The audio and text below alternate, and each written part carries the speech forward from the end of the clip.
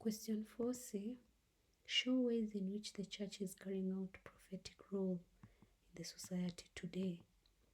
Preaching the word of God without fear.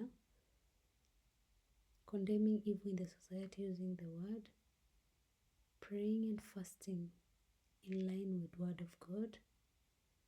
Fighting for the needs of the needy, orphans, and the widows.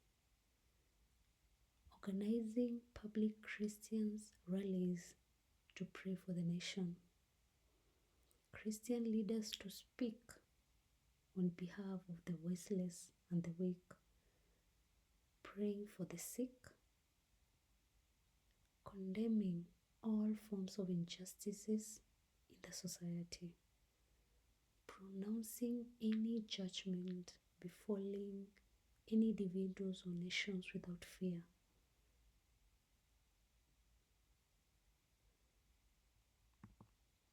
Question 5a. State 5 main evils condemned by Prophet Jeremiah. 5 marks. There is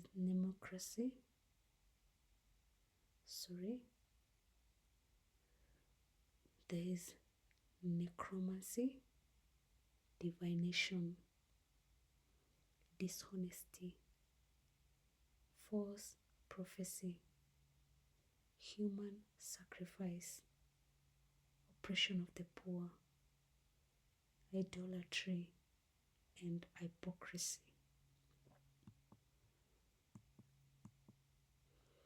Question 5b. Describe 4 symbolic acts of Jeremiah which relate to hope and restoration. 8 marks.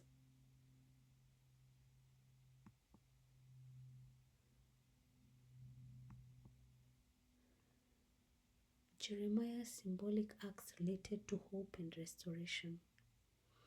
The vision of the 2 baskets of figs, that is in Jeremiah chapter 24, verse 1 to 10. Jeremiah foresaw hope of survival of Israel after judgment. God would preserve the remnant. Symbolic act number 2 on hope and restoration is the buying of the field, and this you'll find in Jeremiah chapter 32, verse 1 to 15. It illustrates the people of Judah still had a future.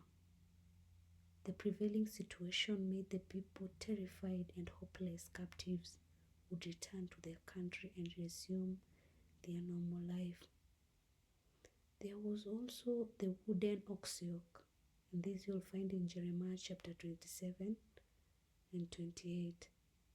A question of captivity, but also hope if they submit to the Babylonians' rule. Their yoke would be broken and would be set free.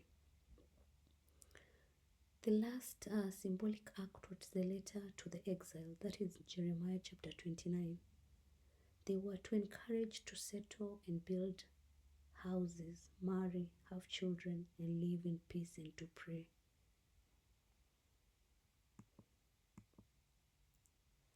Question 5c. Identify 7 ways in which Christians can avoid God's punishment today. 7 marks.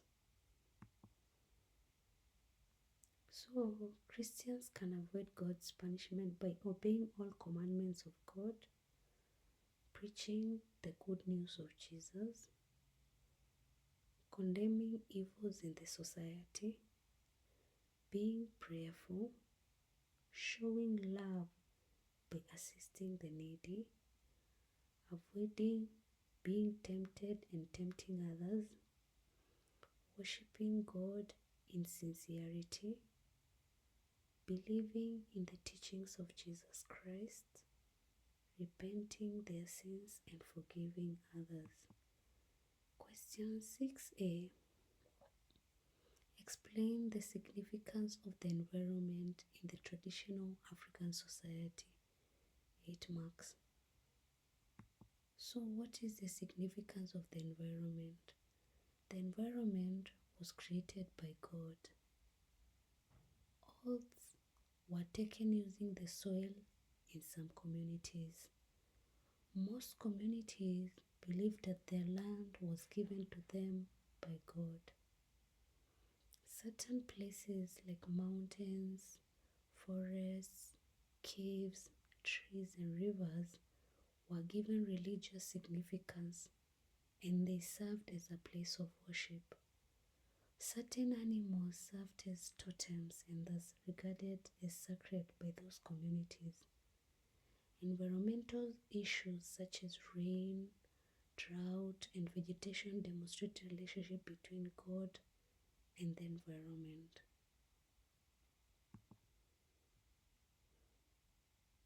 Their rites of passage were connected to the environment, for example, circumcision. They also believed that spirits dwell in the environment. The environment was created by God and therefore it was sacred. Question 6b outlines 6 duties of healers in the traditional African society. Healers diagnose the cause of ailments, officiate in offering sacrifices, they act as religious leaders, they protect people from misfortunes, they advise on right treatment or cure, they combat witchcraft,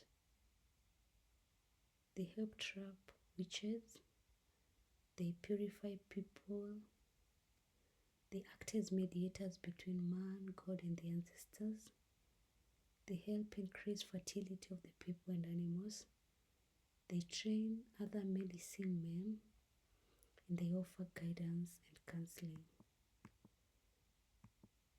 Question 6a. Identify 6 main factors that undermine the role of traditional healers today. 6 marks. Introduction of Christianity.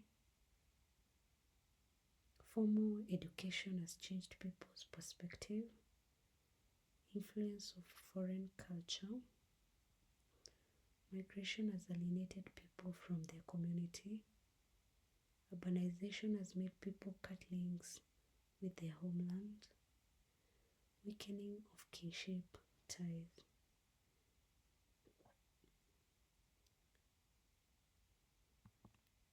Thanks a lot for subscribing and listening to me.